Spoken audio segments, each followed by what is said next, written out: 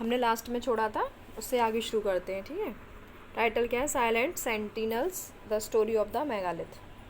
तो अब इसमें हम शुरू करेंगे। तो इसमें बताया स्टोन बिल्डर्स को क्या कहते थे? मेगालिथ कहते थे, यानी बड़े बड़े पत्थर। बड़े बड़े पत्थर्स को क्या बोला जाता था? मेगालिथ। यानी इतने या ना तो बहुत ज़्यादा बड़े और ना ही बहुत ज़्यादा छोटे, एकदम मीडियम साइज़ के जो बड़े बड़े पत्थर होते थे उन्हें बोला जाता था मेगालिथिक। इन्हें अरेंज किया गया लोगों के द्वारा, ठीक है ना। और साथ क्या करा जाता था? लोग इनको अरेंज करते थे यार बरियल्स, यानी कि कोई किसी को दफना रहे हैं तो उसके आसपास चारों ओर पत्थरों को लगा दिया जाता था, ठीक है ना। तो उसको क्या बोला जाता था? बरियल साइट्स, किसी को दफना देने वाली जगह।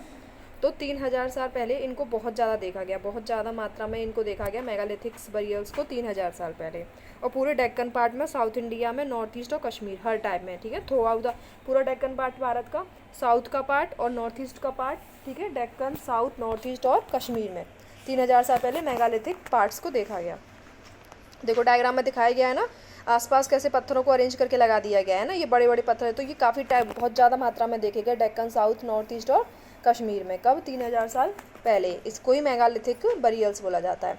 कुछ मेगालिथिक साइट इंपॉर्टेंट हैं जो मैप में दिखाई हैं पेज नंबर 13 पे, ठीक है ना। तो मेगालिथिक को हम सरफेस पे भी देख सकते हैं और मेगालिथिक बरियल्स को हम अंडरग्राउंड, यानी कि कुछ ऐसे लोग होते थे जो अंडरग्राउंड दफनाते थे, तो वो बरियल्स अंडरग्राउंड पत्थरों को गाड़ देते थे, और जो बाहर की तरफ दफनाया करते तो पत्थरों को बाहर की तरफ। यानी मेगालिथिक जो बरियल्स थे वो कुछ ज़मीन के अंदर भी थे और कुछ ज़मीन के बाहर भी थे, सरफेस पर भी थे। आर्कियोलॉजिस्ट ने देखा है कि जो स्टोन बिल्डर्स थे वो सर्कल की शेप में लगाते थे। किसको? जो पत्थरों को लगाते थे लोगों के मरने के बाद में, तो उन पत्थरों को कैसी शेप में लगाते थे? सर्कल की शेप में। और पत्थर कैसे होते थे? बड़े बड़े पत्थर। उन्हें ग्राउंड पे क्या कर दिया जाता था? खड़ा कर दिया जाता था, ठीक है ना। तो जो बरियल्स होते हैं उनमें कुछ कॉमन फीचर्स होते हैं, जैसे कि अगर किसी इंसान की डेथ हो जाती है तो उसको या तो तुम पॉट में, कुछ लोग क्या करते थे, अगर कोई इंसान मर गया है तो उसको, जैसे कोई पॉट है यानी मटका है, तो मटके में क्या करते थे? उस जले हुए इंसान को उसमें रख दिया करते थे और उसको क्या बोला जाता था? उस मटके के ऊपर पेंट कर देते थे, काले कलर का पेंट कर देते और रेड कलर की इसमें पेंटिंग कर दिया करते थे। तो उसे क्या बोलते थे? ब्लैक एंड रेड वेयर, ठीक है ना। Black and red ware pots होते थे, जहाँ पर वहाँ पर भी क्या किया जाता था? लोग, मरे हुए लोगों को उसमें रख करके गाड़ दिया जाता था। तो उसमें हमें क्या मिला है? टूल्स और वेपन्स मिले हैं। किसके? लोहे के, और कभी कभी जो वो घोड़े की हड्डियाँ मिली हैं, है ना। और कुछ हमें हॉर्स मिले हैं, कुछ हमें सोना चांदी मिला है। तो उससे क्या पता चलता है कि उस समय में जो लोग हुआ करते थे वो सोना चांदी, है ना, और ये हॉर्स और ये आयरन, इन सब के बारे में भी जानते थे, ठीक है। देखो इसमें ऊपर लिखा है रेड कलर में कि बहुत सारी चीज़ें थी जो लोग मेगालिथिक के टाइम पे किया करते थे। इनकी लिस्ट बनी हुई है, जैसे कि क्या करते थे? वो ज़मीन के अंदर गड्ढा खोदा करते थे, है ना। स्टोन को एक जगह से दूसरी जगह ट्रांसपोर्ट किया करते थे, बिल्डर्स को बनाया करते थे, और साथ साथ स्टोन की पोजीशन एक शेप में लगाया करते थे, है ना। उनको पता था, तभी तो वो अभी बरियल्स के चारों साइड जो है पत्थरों को लगा दिया करते थे, ठीक है ना।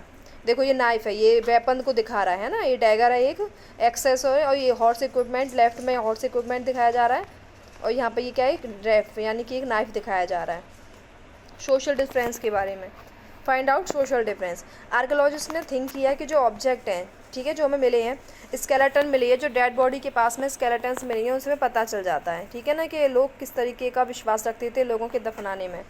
तो कभी कभी देखते हैं जो ज़्यादा ऑब्जेक्ट्स होते थे, है ना। तो एक ब्रह्मगिरी है, ब्रह्मगिरी हम मैप में देखना है, तो ब्रह्मगिरी एक जगह है जहाँ पे हमें एक स्केलेटन मिला है ना, बड़े हुआ, उसके साथ में हमें बहुत सारा सामान मिला है। यानी ब्रह्मगिरी एक मेगालिथिक बरियल का एरा का साइड है, और उस ब्रह्मगिरी साइड के अंदर हमें क्या मिला है? एक तो हमें हड्डी मिली है, हड्डी जो इंसान जला होगा उसकी हड्डी मिली होगी, जो जब दफनाया गया होगा।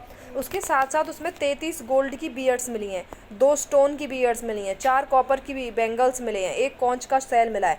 इसका मतलब उस समय लोग इन सब से विश्वास करते थे, किस पे करते थे? कि लोग का मरने के बाद कोई जीवन होता है तो वहाँ पे वो अच्छे से ज़िंदगी बिता पाए, इसीलिए उन्होंने 33 gold beds, 2 stand bed, 4 copper bangles और ये 1 कॉन्च सेल का वहाँ पर रख दिया करते थे इंसान को जहाँ दफनाया जाता था।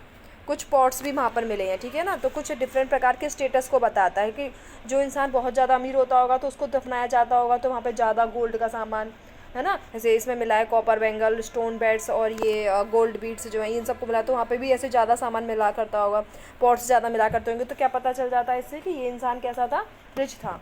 दूसरे लोगों के मुताबिक ये इंसान क्या था? रिच था। और क्या पता चलता है? कभी कभी जो मेगालिथिक थे उसमें क्या होता था? एक से ज़्यादा स्केलेटन मिलते थे, यानी लोगों एक को दफनाने के साथ साथ 2 लोगों को एक साथ दफना दिया, या फिर ज़्यादा लोगों को एक साथ दफना दिया जाता था।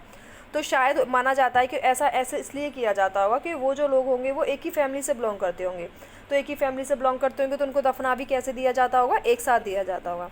तो जो बॉडीज़ होती थी जो मतलब बाद में मरती थी, तो वो भी क्या करते थे, उस पॉट में होल कर देते थे। जैसे अगर उसी की फैमिली का कोई और इंसान की डेथ हो जाएगी तो वो उसी के अंदर ही उसको भी दफना देंगे, ठीक है ना। और स्टोन को कैसे लगाते थे, सर्कल की शेप में, ठीक है ना, जिससे कि साइन बना दिया जाए कि यहाँ पे तुमने किसी को दफनाया था, है ना। आजकल भी कब्रिस्तान में होता है ना, जहाँ दफनाते हैं वहाँ पे एक स्टोन गाड़ देते हैं, तो उससे पता चल जाता है कि यहाँ पे किसी इंसान को दफनाया गया है, ठीक है ना, जिससे कि दोबारा लोग वापस उसी जगह पर आ जाएं, अगर वो आना चाहें तो वो पहचान भी लें कि हमने यहाँ पे इसको दफनाया था। एक इनाम गांव एक जगह है, जैसे हमने ब्रह्मगिरी पढ़ाना भी, ब्रह्मगिरी में क्या था, एक तो स्केलेटन था और साथ साथ में 33 बियर्स थी, है ना, 4 स्टोन थे, तो 2 स्टोन बियर्स थे, 4 कॉपर बैंगल्स थे, एक 1 कॉन्च सेल था। तो ब्रह्मगिरी इंपॉर्टेंट थी क्योंकि इसमें लोगों के साथ में बहुत सारे आइटम्स को भी दफनाया गया था। ऐसे इनाम गाँव भी इंपॉर्टेंट है, यहाँ की बरियल भी इंपॉर्टेंट है। तो इनाम गाँव भी हम देखते हैं। तो ये कौन सी नदी के किनारे है, भीमा एक नदी है, कृष्णा की ट्रिब्यूटरी है भीमा। ट्रिब्यूटरी मतलब बड़ी नदी में मिलने वाली छोटी नदियाँ। उस भीमा की भी एक ट्रिब्यूटरी, यानी भीमा में भी एक छोटी सी नदी मिलती है, उस नदी का नाम क्या है, गॉड। तो इस गॉड नदी के किनारे क्या बसा हुआ है, इनाम गांव बसा हुआ है, ठीक है ना। तो गॉड नदी के किनारे बसा हुआ है इनाम गांव, और ये गॉड नदी किसकी ट्रिब्यूटरी है, भीमा नदी की ट्रिब्यूटरी है। और ये समय कब का है, 3600 से 2700 साल पहले, ठीक है।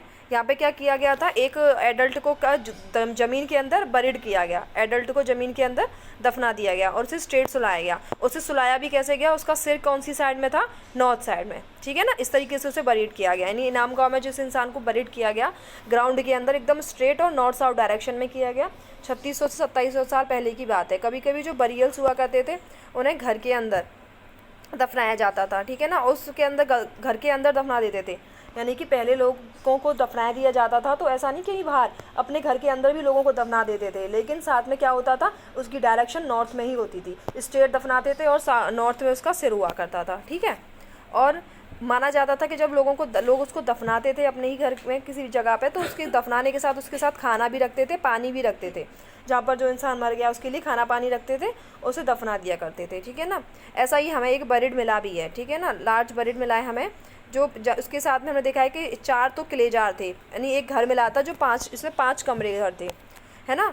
सबसे बड़ी साइट इनाम गाँव ही माना जाता है, सबसे बड़ी जगह मतलब जो साइट है एरिया वाइज जो घर बने हुए हैं इनाम गाँव को माना जाता है, सबसे बड़ी साइट है वो। इसमें सेटलमेंट देखा गया है तो 5 इसमें घर देखे गए हैं, और एक ग्रेनरी, यानी एक ऐसी जगह भी है जहाँ पर क्या है, स्टोर रहता है, खाने पीने की जगह को जहाँ पे हम स्टोर करके रखते हैं ना, उस जगह को क्या बोला जाता है, ग्रेनरी, ठीक है ना।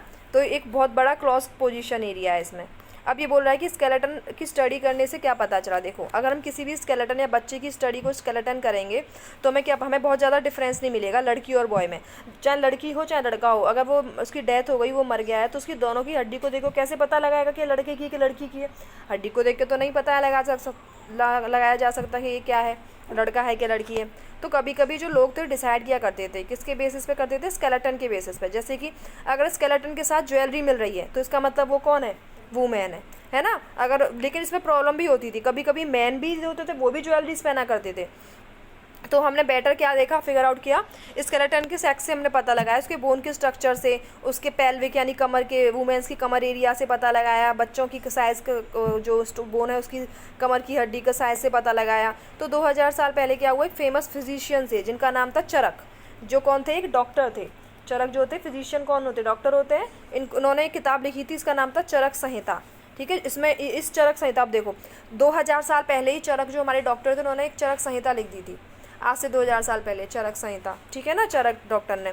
तो चरक संहिता में बताया गया था कि ह्यूमन बॉडी के कितने बोन्स होते हैं, 360 बोन्स होते हैं, ठीक है ना।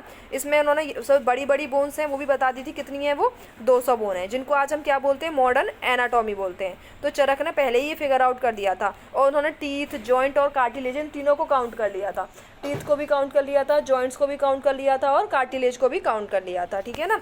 200 उन्होंने बड़ी बड़ी बोन्स बताई थी जिनका मॉडर्न एनाटॉमी नाम था, 360 टोटल हड्डियाँ बताई थी, इसमें टीथ, जॉइंट और कार्टिलेज को भी काउंट कर लिया गया था। अब जो इनाम गाँव के लोग थे उनका ऑक्यूपेशन क्या था, तो जो आर्कियोलॉजिस्ट हैं उन्होंने देखा कि इनाम गांव जो जगह, जो बड़ी साइड है जहाँ पे हमें 5 कमरे वाला घर मिला है, वहाँ पे हमें क्या क्या मिला है, वहाँ पे हमें गेहूं के, बारले के, यानी चावल के, दाल के, है ना, बाजरा के और पीस के और सीसम के क्या मिले हैं, हमें वहाँ पे बीज मिले हैं। तो वहाँ पे जो जानवर थे जिनकी हड्डियाँ मिली थी, वहाँ पे हमने उनको देखा था कि वहाँ पे अगर ये जानवर मिले हैं तो जानवर की हड्डियों से ही पता चलता है कि लोग जानवरों को खाया करते थे, तभी तो उनकी हड्डियाँ वहाँ पे मिली हैं। और इन सब बीजों से पता चलता है कि इन सब चीज़ों को खाया करते थे, wheat, barley, rice, pulses, millets, peas, sesame को, है ना। खाने के तौर पे वो जानवरों में क्या क्या इंक्लूड करते थे, कैटल है, बफेलो है, गोट है, sheep, dog, horse, ass, pig, sambar, spotted deer, black buck, antelope, hare, mongoose. और इसके अलावा क्या होता था, bird, crocodile, turtle, crab and fish, ठीक है ना। इन सब के एविडेंस मिले हैं। फ्रूट में क्या खाते थे, आंवला है, जामुन है, इन सबको कलेक्ट करते थे, इन सबको खाया करते थे, ठीक है ना। अब देखो, और इसमें ऑक्यूपेशन के बारे में भी थोड़ा बहुत पता नहीं चल पा रहा है इनाम गाँव के अंदर।